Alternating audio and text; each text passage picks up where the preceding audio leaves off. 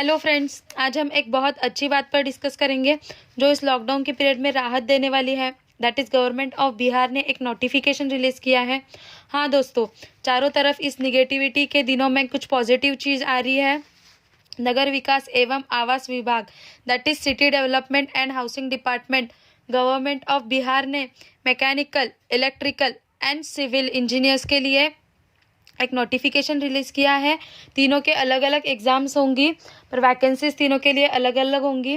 तो हम one by one उसकी वैकेंसीज, सिलेबस, ये सब देखेंगे। तो सबसे पहले हम देखेंगे उसका रजिस्ट्रेशन प्रोसेस। तो हमें ऑनलाइन रजिस्टर करना है दोस्तों, और पेमेंट भी ऑनलाइन ही करना है। लेकिन जो सब एप्लीकेशन है, फाइनल एप्लीकेशन है, उसकी हार्ड कॉपी हमें सबमिट करना है। ऑनलाइन रजिस्ट्रेशन की लास्ट डेट है 18 मई तक आप कर सकते हो। मैंने नीचे डिस्क्रिप्शन बॉक्स में ऑनलाइन रजिस्ट्रेशन का लिंक दे के रखा है, वहाँ से आप एप्लीकेशन कर सकते हो। उसके बाद 7 दिन में, मतलब 25 मई तक हम पेमेंट कर सकते हैं। तो पेमेंट दोस्तों ये याद रखना कि रजिस्ट्रेशन के बाद दूसरे दिन 11 बजे तक हम पेमेंट नहीं कर सकते हैं। पेमेंट की और एप्लीकेशन की लिंक दूसरे दिन 11 बजे तक नहीं खुलेगी जब तक हम रजिस्टर नहीं करेंगे। उसके बाद में हमें हार्ड कॉपी 2 जून तक सबमिट करना है। तो एड्रेस मैंने नीचे दिया है डिस्क्रिप्शन बॉक्स में, वहाँ से आप एड्रेस ले सकते हैं और उस एड्रेस पर 2 जून तक हार्ड कॉपी सबमिट करना है थ्रू स्पीड पोस्ट या कोई भी नॉर्मल पोस्ट से आप सबमिट कर सकते हो। अभी हम branch wise that is mechanical, civil and electrical wise vacancy and eligibility देखेंगे। तो सबसे पहले हम देखेंगे कि मैकेनिकल में टोटल 64 वैकेंसीज है दोस्तों। तो ये 64 में से सबसे ज़्यादा वैकेंसीज जनरल कोटा के लिए है, और that is 25 vacancies are for general quota, और फिर बाकी वैकेंसीज अदर के लिए है। उसमें एक्स सर्विसमैन के लिए और एक्स सर्विसमैन के पोता पोती, नाता नातिनी के लिए एक वैकेंसी है। एक वैकेंसी दृष्टिबाधित लोगों के लिए है, और एक वैकेंसी मूक बधिर लोगों के लिए है। अभी हम देखेंगे कि व्हाट इज़ एलिजिबिलिटी, मतलब कौन कौन इस पोस्ट के लिए अप्लाई कर सकता है। तो जिसका मैकेनिकल इंजीनियरिंग हुआ है AICTE अप्रूव्ड यूनिवर्सिटी से या फिर इंस्टीट्यूट से, वो इस पोस्ट के लिए अप्लाई कर सकता है। जिसने किसी डीम यूनिवर्सिटी में फुल टाइम कोर्स किया है मैकेनिकल इंजीनियरिंग में, वो अप्लाई कर सकता है। ध्यान रखना दोस्तों, full time course, not part time course, only full time वाले ही अप्लाई कर सकते हैं। या फिर किसी ने गवर्नमेंट सेक्टर में डायरेक्टली इस क्षेत्र से रिलेटेड काम किया है, चाहे वो परमानेंट हो, टेम्पररी हो या फिर अप्रेंटिसशिप बेस पर हो, लेकिन मैकेनिकल से रिलेटेड काम किया है, तो वो डायरेक्टली इसके लिए अप्लाई कर सकता है। और ये याद रखना दोस्तों कि इससे रिलेटेड जो भी डॉक्यूमेंट्स है वो हमें 2 जून तक सबमिट करना है, उससे पहले ही सबमिट करना है। अभी हम देखेंगे सिविल के लिए। तो सिविल के लिए सबसे ज़्यादा वैकेंसीज है दोस्तों। सिविल के लिए है 204 वैकेंसीज। 204 में से 77 vacancies are for general. Ex serviceman, उनके पोता पोती, नाता नाती के लिए 4 वैकेंसीज है। दृष्टिबाधितों के लिए 2 वैकेंसीज है। मुख बधिर लोगों के लिए 2 वैकेंसी। अस्थि विकलांगों के लिए 2 वैकेंसीज। मनोविकार, या जिसे हम बहुदिव्यांग भी कह सकते हैं, वो उन लोगों के लिए 2 वैकेंसीज है। तो ये हुआ सिविल के लिए। सिविल के लिए बहुत गोल्डन चांस है दोस्तों, 204 वैकेंसी, सबसे ज़्यादा वैकेंसी सिविल के लिए है। अभी हम देखेंगे इलेक्ट्रिकल के लिए। तो इलेक्ट्रिकल के लिए 2 वैकेंसीज है, से एक वैकेंसी जनरल के लिए है और एक वैकेंसी अत्यंत पिछड़ा वर्ग, मतलब एक्सट्रीमली बैकवर्ड क्लास के लिए है। और एलिजिबिलिटी के लिए और एक फैक्टर है दोस्तों, एज लिमिट है। तो 21 जिसका एज है वो इसे 21 के ऊपर 37 तक, जो ओपन में है, जो अनारक्षित है, उनके लिए एज लिमिट है 21 to 37 ईयर्स। जो अनुसूचित जाति तथा अनुसूचित जनजाति में है उनके लिए है 21 to 42 ईयर्स। और जो अनारक्षित महिला है और अदर, जो मतलब जो इसमें नहीं आते, SC ST में नहीं आते हैं, जो जनरल में भी नहीं आते हैं, उनके लिए, और बाकी सब लेडीज़ के लिए एज लिमिट है 21 to 40 ईयर्स। मतलब for this post your minimum age should be 21 years.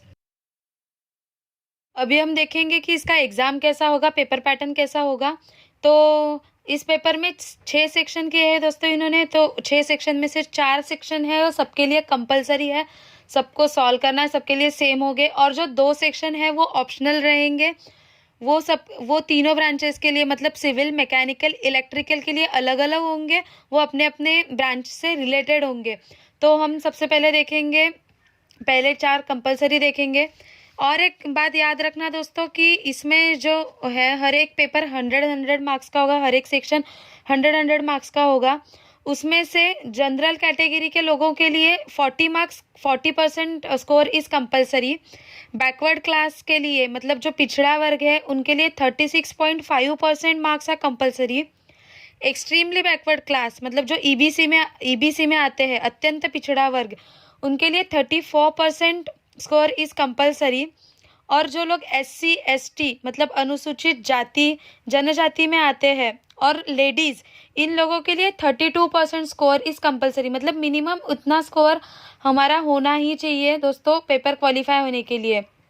तो अभी इसमें देखना है, सबसे पहले देखेंगे कंपलसरी सेक्शन। तो कंपलसरी सेक्शन में हमें जनरल इंग्लिश देखना है, जनरल इंग्लिश आएगा, general Hindi, general knowledge and general science.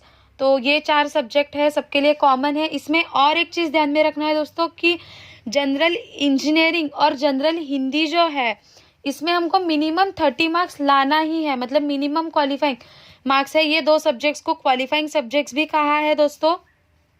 अभी हमने जो परसेंटेज में बात की थी वो टोटल स्कोर की बात थी दोस्तों, लेकिन जो जनरल इंग्लिश और जनरल हिंदी है, इसमें 30 मार्क्स लाना अनिवार्य है। इसलिए ये 2 सब्जेक्ट हम इग्नोर नहीं कर सकते हैं, इन्हें अच्छे से पढ़ना है। ऐसे सभी सब्जेक्ट अच्छे से ही पढ़ना है। अभी हम देखेंगे ऑप्शनल सब्जेक्ट्स के लिए। तो ऑप्शनल सब्जेक्ट्स 2 सेक्शन में है, हर सेक्शन 100 मार्क्स का। हमने अभी देखा कि हर सेक्शन 100 मार्क्स का होगा। तो उसमें हम देखेंगे सिविल, मैकेनिकल और इलेक्ट्रिकल, मतलब हमारी अलग अलग ब्रांच के लिए ये अलग अलग सब्जेक्ट्स हैं।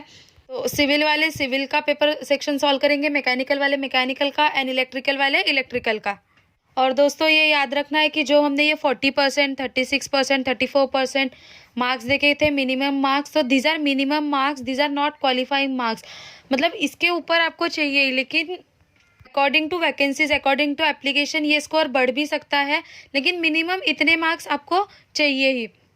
अभी हम देखेंगे कि एप्लीकेशन फ़ीस के बारे में देखेंगे। तो जनरल के लिए 750 रुपीज़ एप्लीकेशन फ़ीस होगी, SC ST के लिए 200 रुपीज़, लेडीज़ मतलब लेडीज़ जो बिहार में डोमिसाइल्ड है, बिहार में जो रेसिडेंशियल लेडीज़ है, उनके लिए 200 होगी। Same criteria for SC ST है लेकिन बिहार के डोमिसाइल होनी चाहिए, तभी 200 फीस होगी। जो फिजिकली चैलेंज है, तो फिजिकली चैलेंज में भी क्राइटेरिया होता है दोस्तों, तो you should be more than 40% physically challenge, then only your fees will be 200 rupees, otherwise your fees will be 750 rupees.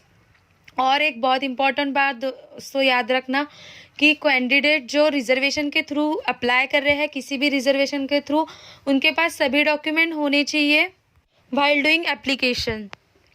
तो ये था दोस्तों BPSC नोटिफिकेशन के बारे में।